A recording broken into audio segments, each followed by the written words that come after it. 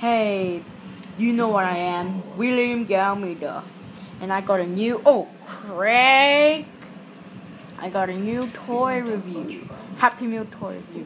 This is Shrek the Third Donkey toy. So, how to use him?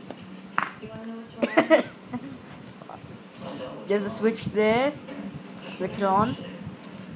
Okay, and then you push the button.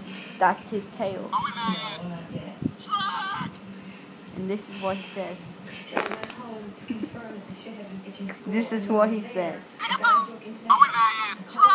Are we there yet? Shrek, peekaboo.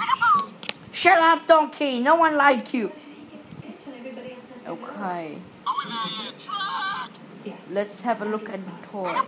He just exactly looks like donkey, and the head turns. Look at the head. It turns all the way 360. Creepy. Anyway, we'll see you in another video.